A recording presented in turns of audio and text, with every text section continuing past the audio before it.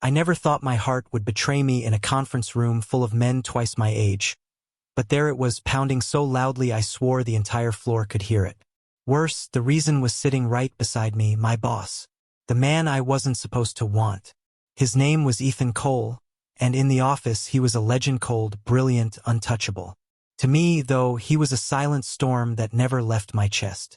And now, thanks to this godforsaken 2-week business trip across 3 states, I was trapped with him, sharing meetings, flights, and, to my horror, the same hotel suite. The first night was hell. Not because he was cruel. Ethan wasn't cruel. He was simply Ethan. Quiet, efficient, always 2 steps ahead.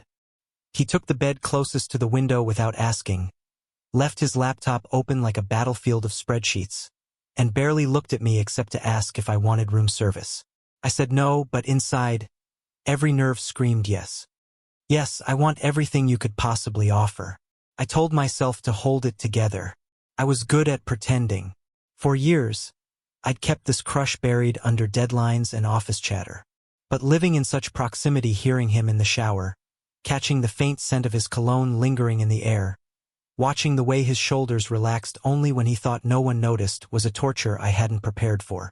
The third day was when the cracks began to show. It was raining in Boston, a steady downpour that turned the sidewalks into rivers. We had just returned from a client dinner where Ethan, as always, carried the conversation with polished ease, while I sat 2 seats away pretending not to memorize the way his hand curled around his glass.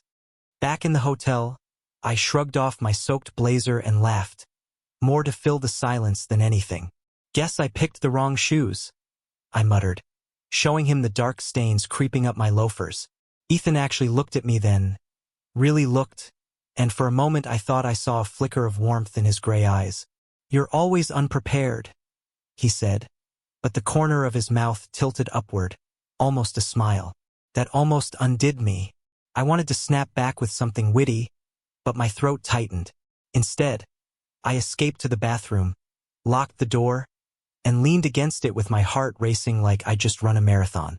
One look, one almost smile, and I was crumbling. I knew this was dangerous. He was my boss. Crossing any line would mean disaster, not just for my job, but for my dignity.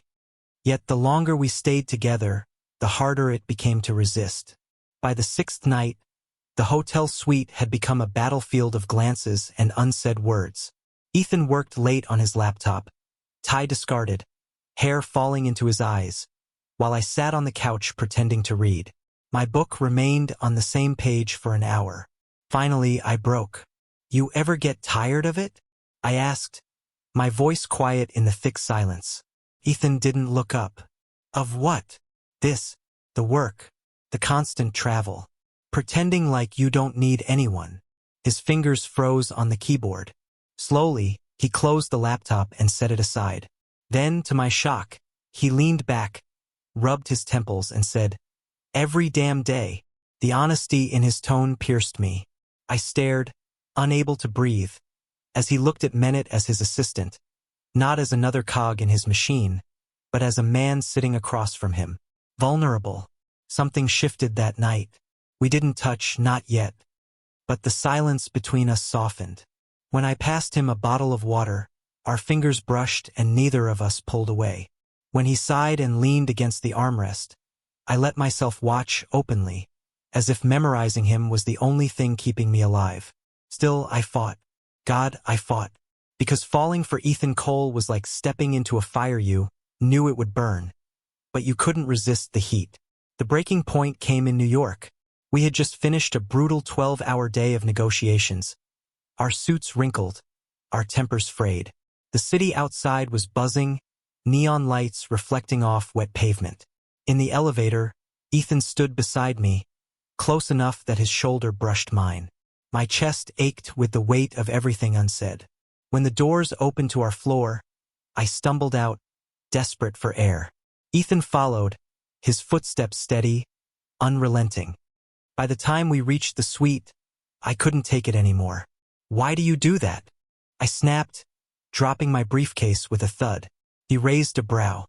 "Do what?" "Act like you don't see me. Like I'm just someone who takes notes and books flights.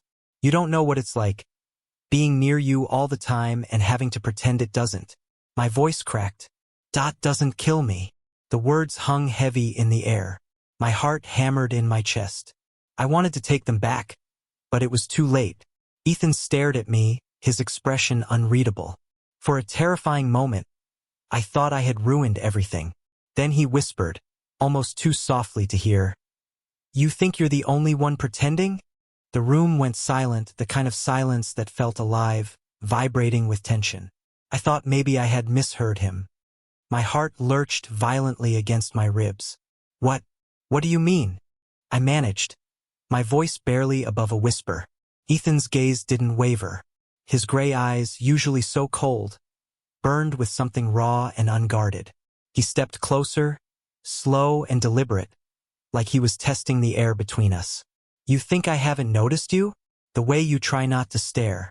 The way you leave the room too quickly, like staying would be dangerous. I see it, all of it. And it drives me insane, because I'm just as guilty." Couldn't breathe. His confession hung in the space between us, heavier than any burden I had carried these past years. I laughed, though it broke halfway through, choked by disbelief. "You're my boss. You're Ethan Cole. You don't." But then his hand reached out, fingers grazing mine, a touch so delicate it nearly shattered me. "I'm also just a man," he said quietly. "And right now, I can't stop wanting you." That was all it took. The dam broke. Every emotion I had bottled up came flooding out as I closed the distance, crashing into him like a tide I could no longer fight. His lips met mine with a desperate hunger, years of restraint burning away in a single kiss. It wasn't soft or careful, it was raw, urgent, as if both of us had been starving for too long.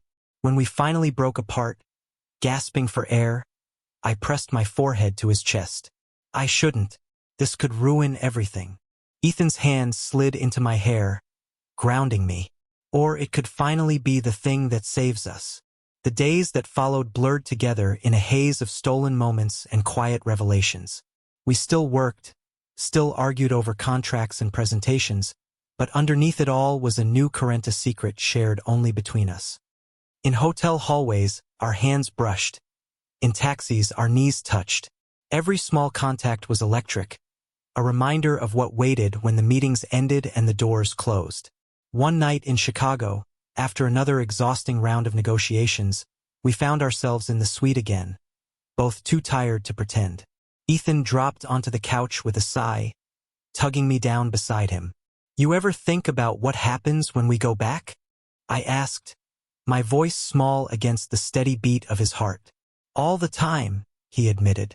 "But for once, I don't care. I've built my life around control, around appearances." And then you walked into my office with those nervous smiles and stubborn questions, and suddenly none of it mattered anymore. I looked up at him, startled by the softness in his tone. "Ethan." He kissed me then, slower this time, tender, as if to reassure me that this wasn't just heat or desperation. It was real, and for the first time in years, I believed I was allowed to want something for myself. The trip eventually ended, as all things do. We flew back to New York, where the city lights welcomed us with their usual chaos. But nothing was the same. Our secret wasn't a secret anymore, not between us. In the office, we returned to our roles, cautious and professional. But behind closed doors, in quiet elevators and late-night phone calls, we carved out a space that was ours alone. It wasn't easy, God. Some days it felt impossible, but it was worth every risk. Weeks later, I found myself standing in his apartment for the first time. The place was clean, minimal, just like him. Yet when he handed me a glass of wine and guided me to the balcony overlooking the city, I realized this was the closest thing to home I had ever felt. "I used to think love was a weakness," Ethan said, his voice carrying over the hum of traffic below. "Something that distracted, destabilized. But then I realized maybe it's the opposite. Maybe it's the only thing that keeps us from falling apart." I leaned against him, the warmth of his body anchoring me. "So what does that make us?" He smiled, rare and genuine. "Stronger." And in that moment, with the city sprawling endlessly at our feet and his arm wrapped firmly around me, I knew the truth. I wasn't stuck on a business trip anymore. I was exactly where I was meant to be. No more pretending. No more hiding. Just two men who had finally stopped running from their hearts. And as the night deepened, with laughter and kisses softening the edges of a world that often felt too sharp, I realized something even more terrifying and beautiful. This wasn't the end of our story. It was only the beginning. Thank you for listening. Don't forget to like and subscribe to stay updated with the latest videos.